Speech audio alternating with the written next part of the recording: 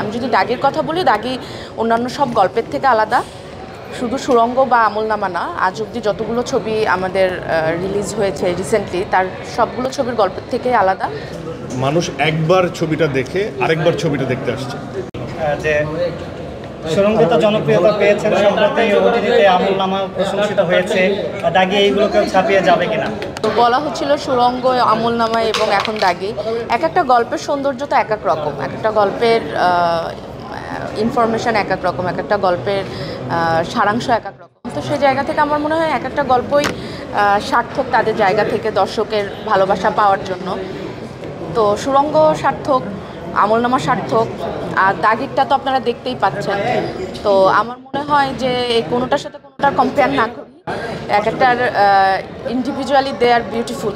আমার মনে হয় বিউটিফুল স্টোরি, বিউটিফুল অ্যাক্টিং সবাই চেষ্টা করছে করার, তো ওইটার সাথে কোনোটার কম্পেয়ার করবো না। বাট আমি যদি দাগির কথা বলি, দাগি অন্যান্য সব গল্পের থেকে আলাদা। শুধু সুরঙ্গ বা আমলনামা না, আজ অবধি যতগুলো ছবি আমাদের রিলিজ হয়েছে রিসেন্টলি, তার সবগুলো ছবির গল্পের থেকে আলাদা। তো সেই জায়গা থেকে আমি বলবো এই ধরনের গল্প যেহেতু দর্শক দেখছে, দাগি অনেক সফল, অনেক কিছু আসলে এখন সফল, অনেক অনেক বেশি সফল। আর কোনো কোশ্চেন? না, আমার মনে হয় অলমোস্ট আরেকটা বিষয় যেটা আমাকে প্রশ্ন করা হয়েছিল যে এটাও একটা ব্লেসিংস যে মানুষ একবার ছবিটা দেখে আরেকবার ছবিটা দেখতে আসছে, যে রিপিট দর্শক, রিপিট অডিয়েন্স, এটা অনেক বড় ব্যাপার। এবং আমার মনে হয় যে একজন দেখে আবার পরিবারের সবাইকে নিয়ে আসছে বা কাজিনদের নিয়ে আসছে, এটাই হওয়া উচিত। তো একবার চেখে গেলাম, তারপর সবাই এনজয় করলাম, ব্যাপারটা এরকম আর কি। সো আমি দর্শকের প্রতি বা যারা গল্পের আন্ডারস্ট্যান্ডিং যাদের আছে, তারা এই দাগিটা এক্সপিরিয়েন্স করবেন এবং সুযোগ পেলে মতামত দিবেন।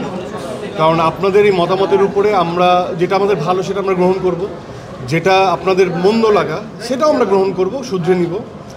আর ঈদ আপনাদের খুব সুন্দর কাটুক।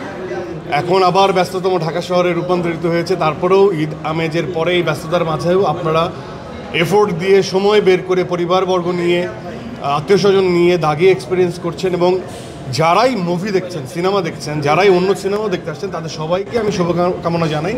আপনারা অবশ্যই এই সিনেমা ইন্ডাস্ট্রির পাশে থাকুন এবং বিচক্ষণতার পরিচয় দেন, কারণ আপনার একটা সুন্দর মন্তব্য, আপনার একটা সুন্দর কন্ট্রিবিউশন, সুন্দর গল্প করতে আমাদেরকে উৎসাহিত করে এবং সিনেমাটাকে বাঁচিয়ে রাখবে দীর্ঘদিন। Thank you so much.